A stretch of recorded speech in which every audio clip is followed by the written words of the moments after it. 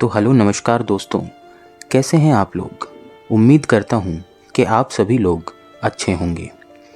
वैसे तो मैं इस चैनल पर हमेशा भूत प्रेतों से जुड़ी हुई सच्ची और डरावनी कहानियाँ लेकर आता रहता हूँ, परंतु आज हम जिस समाज में रह रहे हैं वहाँ पर जो जिंदा इंसान हैं वो भी कई बार ऐसे खौफनाक कदम उठाते हैं या फिर यूँ कहें कि ऐसे घिनौने कृत्य करते हैं जिनको करना भूत प्रेत या आत्माओं के भी बस की बात नहीं है।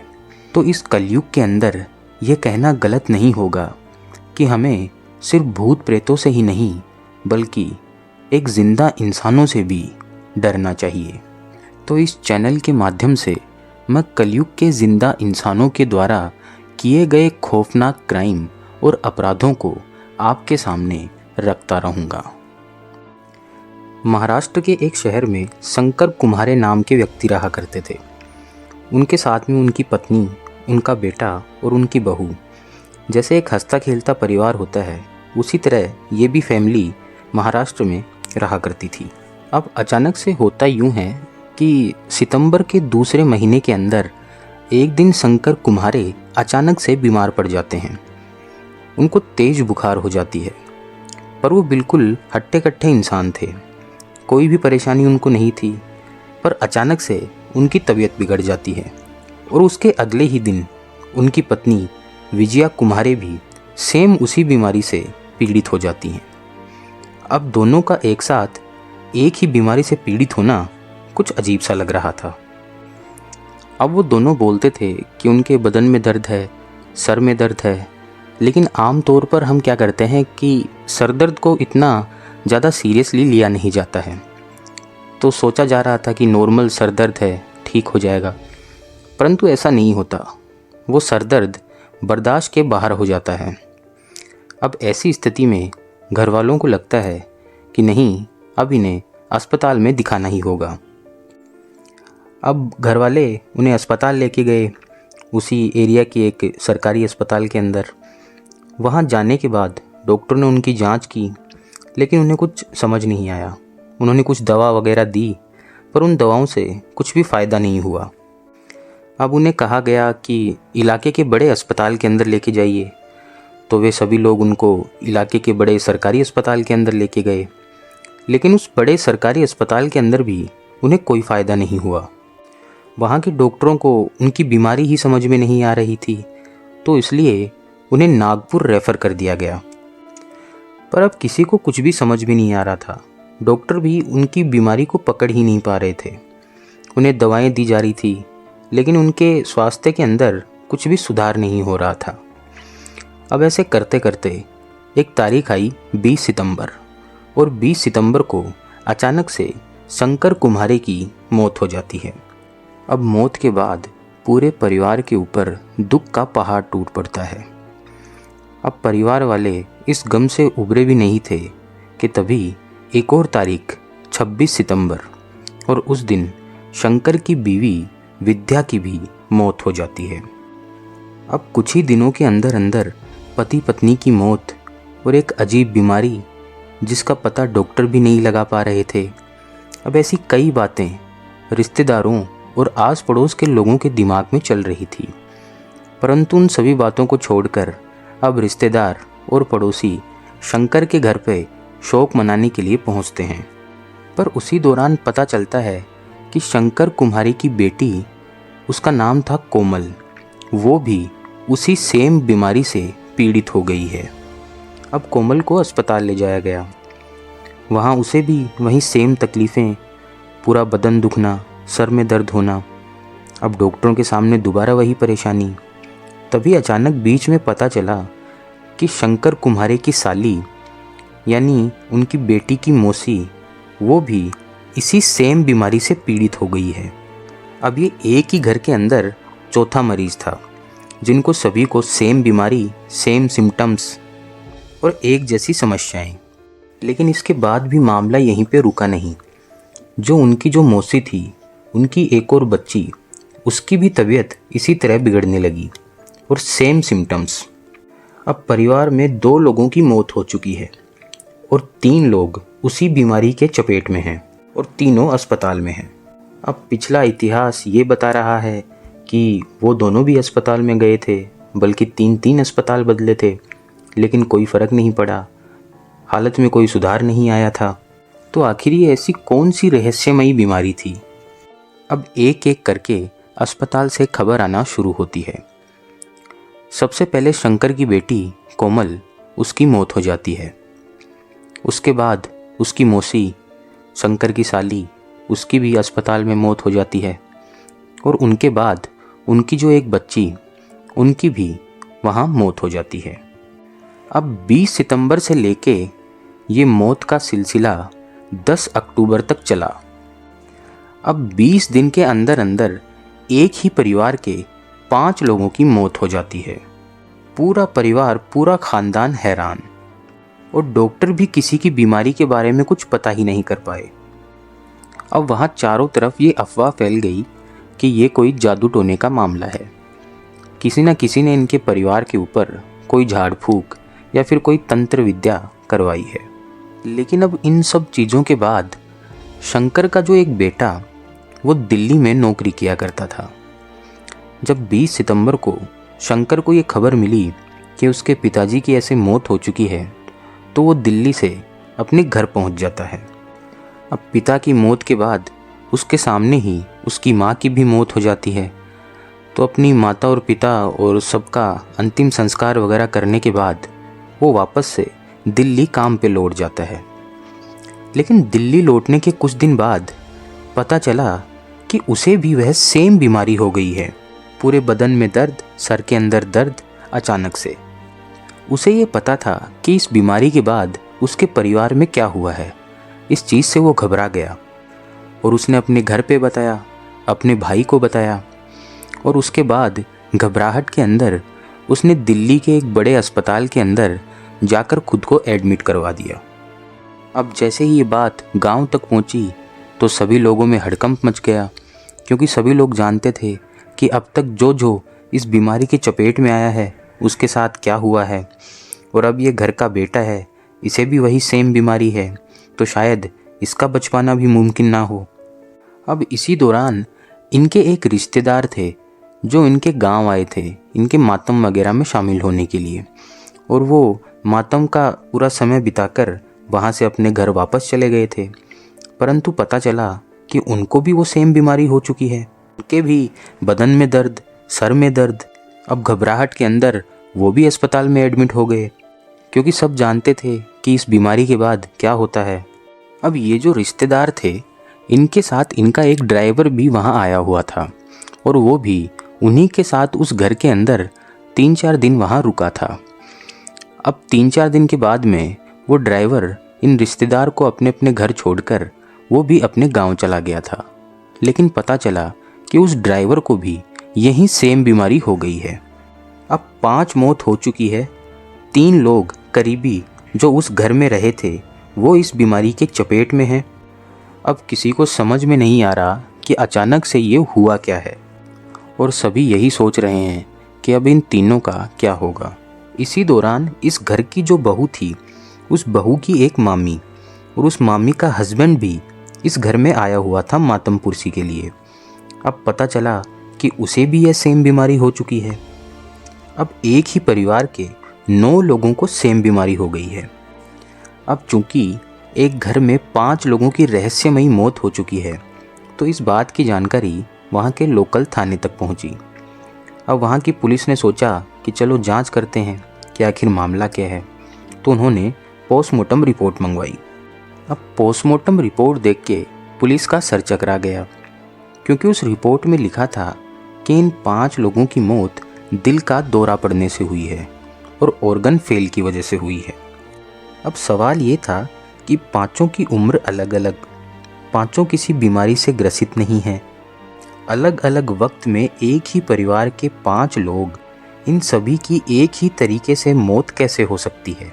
सभी की मौत की वजह सेम, हार्ट फेलियर और मल्टीपल ऑर्गन फेलियर। अब इस पोस्टमार्टम रिपोर्ट के बाद पुलिस और उलझ गई। पुलिस ने डॉक्टरों को कांटेक्ट किया और पूछा कि ये सब क्या है। अब डॉक्टर मौत की कोई और वजह बता नहीं रहे हैं, और ये एक ऐसी वजह है कि इस वजह पे कुछ शक भी नहीं किया जा सकता, क्योंकि दिल का दौरा पड़ने से किसी की मौत हुई और ये सब बात पोस्टमार्टम रिपोर्ट में आ गई तो आप और हम क्या शक करेंगे। पर एक डॉक्टर ने पुलिस को कहा कि इन सभी लोगों के जो लिप्स हैं, होठ, वो हल्के हल्के काले थे, पर इसके अलावा हमें और कोई भी ऐसी वजह नहीं मिली जिसकी वजह से हम इन मौतों के ऊपर शक करें। पर पुलिस को लगा कि नहीं, कुछ तो गड़बड़ है। पुलिस को डाउट हुआ और उन्होंने वहां जाकर पूछताछ करने का फैसला किया।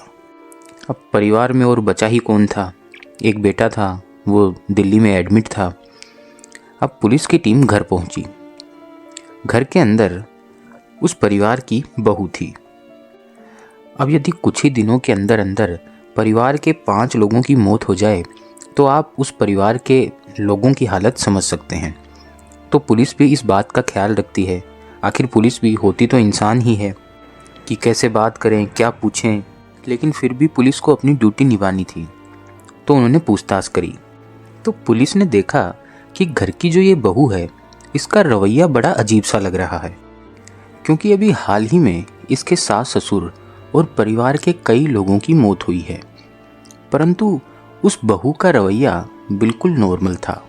उसे देखकर ऐसे लग ही नहीं रहा था कि उसके चेहरे पर कोई मातम या कोई शिकन हो, या वो किसी वजह से दुख के अंदर डूबी हुई हो।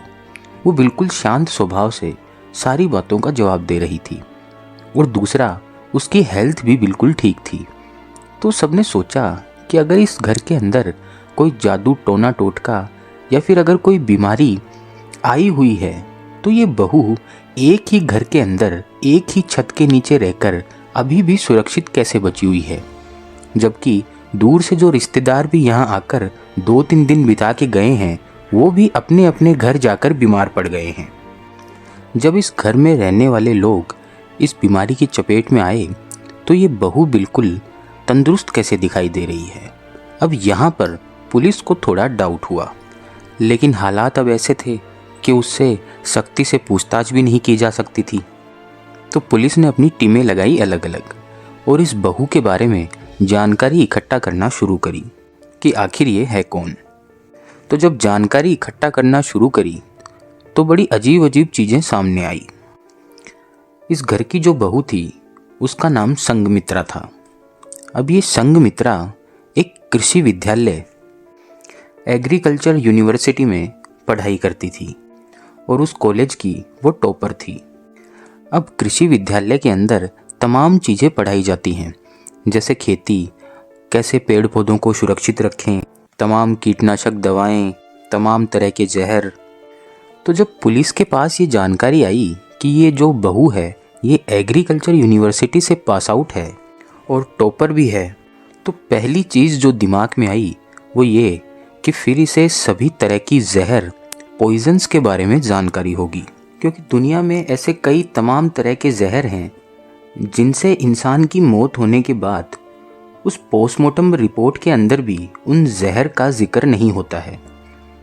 तो ये कड़ी अचानक से पुलिस के दिमाग में कहीं पे क्लिक कर गई। अब बाद में आगे जानकारी मिली कि जब संघमित्रा कॉलेज में पढ़ाई कर रही थी उस दौरान उसे एक लड़के से प्यार हो जाता है और वो लड़का यही शंकर का बेटा था। अब इन दोनों के रिश्ते से शंकर और उसके परिवार को तो कोई आपत्ति नहीं थी, परंतु संघमित्रा के घर वालों को इस रिश्ते से आपत्ति थी। पर संघमित्रा ने अपने घर वालों के खिलाफ जाकर शंकर के बेटे से शादी कर ली और ससुराल आ गई। अब संघमित्रा के माँ बाप को इस शादी से इतनी नाराज़गी थी, उन्होंने सोचा कि उनकी बेटी ने ऐसा कदम उठाया, गांव में उनका सर शर्म से नीचे झुक गया, तो शर्म के मारे उनके हिसाब से या फिर सदमे में कि उनकी बेटी ने उनका कहा नहीं माना, उनकी मर्जी के खिलाफ शादी कर ली, तो संघमित्रा के माँ बाप ने सुसाइड कर लिया। दोनों ने अपनी जान दे दी। अब जब जान दी तो संघमित्रा को पहली बार थोड़ा सा अपनी गलती का एहसास हुआ कि उसने शायद गलत कदम उठाया है। उसे माँ बाप की मर्जी के खिलाफ शादी नहीं करनी चाहिए थी, पर अब सब कुछ हो चुका था। संघमित्रा ने शादी भी कर ली थी और अपने ससुराल आ गई थी। अब वो धीरे धीरे ससुराल में रहने लग गई थी। तो हमारे समाज में ये होता है कि जब एक लड़की अपने घर से ससुराल जाती है तो उसे ससुराल के तौर तरीके, कल्चर, रंग ढंग सभी चीज़ों के साथ एडजस्ट करना पड़ता है। सारे रिश्ते नातों को निभाना होता है। पर जो संघमित्रा थी वो इस चीज़ों को एडजस्ट नहीं कर पाई, और जब एडजस्ट नहीं हो पाई तो थोड़ा सा मनमुटाव होना शुरू हो गया। और मनमुटाव के बाद उसे एहसास होने लगा कि उसने गलत कदम उठाया है, और उसके शादी करने की वजह से उसके माँ बाप ने खुदकुशी कर ली थी। ये बात हमेशा संघमित्रा के दिमाग में रहती थी। तो इन सारी चीज़ों ने मिलकर धीरे धीरे संघमित्रा को एक अजीब इंसान बना दिया। उसे लगा कि एक तो मेरी वजह से मेरे माँ बाप ने अपनी जान दे दी, और मैं अपनी खुशी के लिए जिस घर में आई हूँ मुझे वहाँ खुशी भी नहीं मिल रही। और उन सब चीज़ों के लिए वो उस परिवार के लोगों को जिम्मेदार मानने लगी। और उसके बाद उसने एक खौफनाक फैसला लिया। उसने कहा कि अब मेरे माँ बाप की आत्मा को शांति तभी मिलेगी जब मैं इस परिवार के लोगों को एक एक करके मार दूं। अब इस दौरान संघमित्रा की एक मामी थी, और उस मामी की समस्या ये थी कि जहाँ पर संघमित्रा ने, जिस परिवार में संघमित्रा ने शादी की थी, वहाँ पे उस मामी के साथ कुछ ज़मीन का झगड़ा चल रहा था, यानी संघमित्रा के ससुराल वालों से। चूँकि मामी ही अब संघमित्रा की इकलौती करीबी थी, क्योंकि उसके माँ बाप के मरने के बाद सभी रिश्तेदारों ने संघमित्रा से अपना रिश्ता तोड़ लिया था, तो अब मामी उसके करीब आ गई। उसके इमोशंस, उसकी हमदर्दी का फ़ायदा उठाया, और ज़मीन का मसला भी था। तो संघमित्रा ने अपनी मामी को सारी बातें बताई। उसने कहा कि अब मुझे शांति तभी मिलेगी जब मैं इन सब लोगों को एक एक करके मार डालूंगी। अब मामी का भी इस चीज़ में भला हो रहा था, क्योंकि ज़मीनी विवाद चल रहा था, सारे लोग मर जाएंगे तो ज़मीन भी उनके नाम हो जाएगी। तो मामी ने कहा ठीक है, मैं तुम्हारे साथ हूँ। अब चूँकि संघमित्रा एग्रीकल्चर यूनिवर्सिटी से पढ़ी थी तो उसे सारे पॉइजन्स के बारे में भी जानकारी थी। तो उसने एक पॉइज़न को चुना। अब ये पॉइज़न रंगहीन था, यानी इसे किसी भी चीज़ में मिला दो इसके कलर का पता नहीं चलता, और ये साथ में गंधहीन भी था, यानी इसमें से किसी तरह की कोई स्मेल भी नहीं आती थी। अब पॉइज़न चुनने के बाद उसका काम ये था कि वो उस पॉइज़न को हर दिन थोड़ी थोड़ी मात्रा में घर के जितने भी सदस्य थे उनको देने लगी। इत्तेफाक से शंकर की जो साली थी वो भी उस दौरान घर पर आई हुई थी।